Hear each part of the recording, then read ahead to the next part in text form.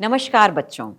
आइए इतिहास की इस कक्षा में एक बार फिर आपको लेके चलते हैं भारतीय इतिहास के स्वर्णकाल अर्थात गुप्त काल की तरफ। गुप्त काल भारतीय इतिहास का एक महत्वपूर्ण कालखंड है। इसे भारत का स्वर्ण युग भी कहा जाता है। विज्ञान, शिक्षा, कला, साहित्य, स्थापत्य, तर्कशास्त्र, संस्कृति, साम्राज्य, धार्मिक, आर्थिक, धर्म और दर्शन, चिकित्सा, ज्योतिष जैसे अनेक क्षेत्रों में अभूतपूर्व उपलब्धियों के कारण गुप्त काल को भारतीय इतिहास का स्वर्ण युग कहा गया।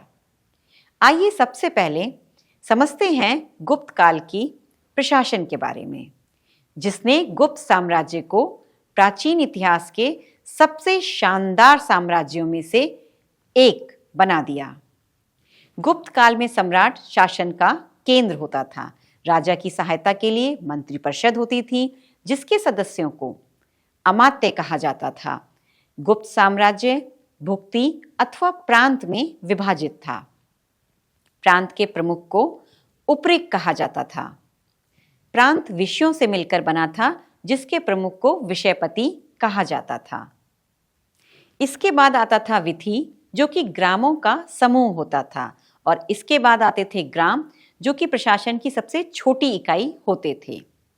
गुप्त काल में राज्य के अधिकारियों को नगद वेतन के स्थान पर भूमि दी जाती थी। प्राचीन काल से चली आ रही राजस्व प्रणाली का ही अनुसरण किया गया। सामान्यतः कुल उपज का 1/6 भाग कर के रूप में लिया जाता था। प्रशासन के बाद आइए परिचित होते हैं गुप्त काल की उपलब्धियों की उस विस्तृत श्रृंखला से, जिसने गुप्त काल को स्वर्ण युग की संज्ञा दी। आइए इसमें सबसे पहले जानते हैं संगीत को। गुप्त सम्राट संगीत प्रेमी थे। कुछ सिक्कों पर वीणा बजाते हुए सम्राट समुद्रगुप्त का चित्र अंकित है। इसके बाद आते हैं धर्म पर। गुप्त शासक वैष्णव धर्मानुयायी थे, परंतु उन्होंने सभी धर्मों को समान महत्व दिया। इन्होंने परम भागवत की उपाधि धारण की। गुप्त शासकों का राजकीय चिन्ह गरुड़ था। इसके बाद आता है कला, स्थापत्य कला, मूर्ति कला और चित्रकला इस युग की महान देन है। गुप्तकालीन मंदिर का सर्वोत्तम उदाहरण देवगढ़ का दशावतार मंदिर है। भूमरा नामक स्थान पर भी शिव मंदिर मिला है, परंतु इस समय शिव मंदिर का चबूतरा और शिवलिंग ही शेष रह गए हैं। मूर्ति कला के अंतर्गत मूर्तियां हिंदू, वैष्णव, शैव, बौद्ध और जैन आदि धर्मों से संबंधित हैं। मूर्तियों का निर्माण सफेद बलुआ पत्थर से हुआ है। गुप्त काल में विशेष प्रकार के पत्थर के स्तंभ भी बनाए जाते थे। महरौली का लौह स्तंभ भी एक बेजोड़ नमूना है। आपको जानकर आश्चर्य होगा कि आज लगभग 1600 साल बीत जाने के बाद भी इस लौह स्तंभ पर जंग नहीं लगा है। इसके बाद आते हैं चित्रकला पर। औरंगाबाद, जो कि महाराष्ट्र में है, के पास अजंता की प्रसिद्ध गुफा है। यह वह जगह है जहां के पहाड़ों में सैकड़ों सालों के दौरान कई गुफाएं खोदी गईं। गुफा की दीवारों पर बुद्ध के जीवन से संबंधित घटनाओं का चित्रांकन किया गया है, जिन्हें भित्ति चित्र कहते हैं।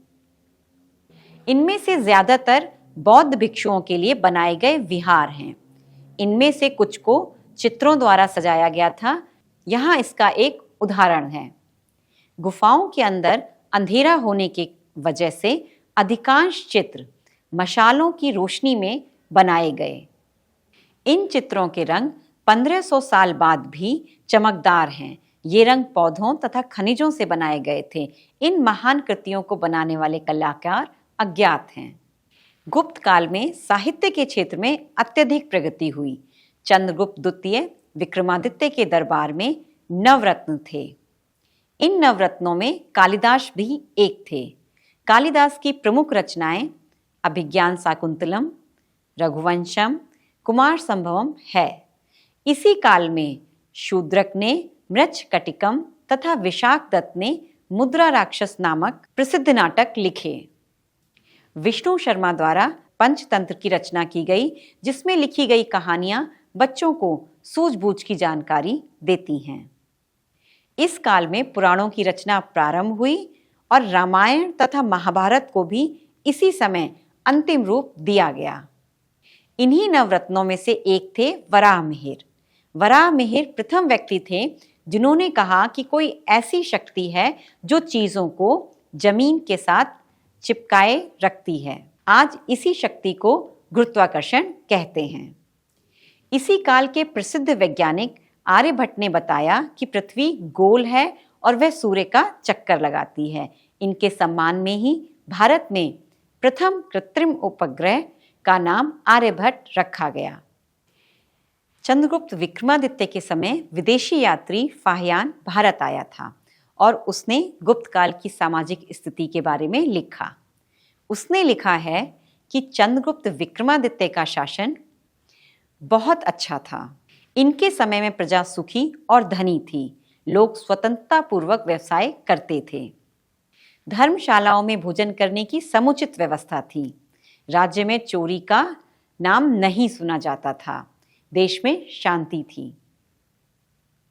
राजा और प्रजा एक दूसरे के प्रति आदर और सम्मान का भाव रखते थे। फाहियान ने पाटलिपुत्र में एक विशाल चिकित्सालय देखा। चिकित्सालयों में रोगियों को मुफ्त दवा व भोजन देने की व्यवस्था थी। नगर में अनेक संस्थाएं थीं जहां दीन दुखियों की मदद और अपाहिजों की सेवा की जाती थी। गुप्त काल के लोग दानी और दयालु प्रवृत्ति के थे। गुप्त काल में लोग लहसुन, प्याज व शराब का सेवन नहीं करते थे। वे अहिंसक और सत्यवादी थे। स्पष्ट है कि फाहियान का यह वर्णन बताता है कि गुप्त काल इतिहास में एक विशेष स्थान रखता है। उम्मीद है कि आप लोगों को गुप्त काल की ये उपलब्धियां और उसका प्रशासन समझ आया होगा। अब आपके लिए गृह कार्य। अपने आसपास की किसी धार्मिक इमारत, किला एवं पुस्तकालय आदि के भवन का चयन करें और निम्नलिखित जानकारी प्राप्त करने का प्रयास करें, जैसे इसका निर्माण कब हुआ था, इसे किसने बनवाया था, इसका उचित रखरखाव हो रहा है या नहीं, इन इमारतों को सुरक्षित रखने के उपाय सुझाइए। इसे लिखिए, अपने मित्रों से चर्चा कीजिए। बस आज की कक्षा में इतना ही। फिर मिलेंगे अगली कक्षा में। धन्यवाद।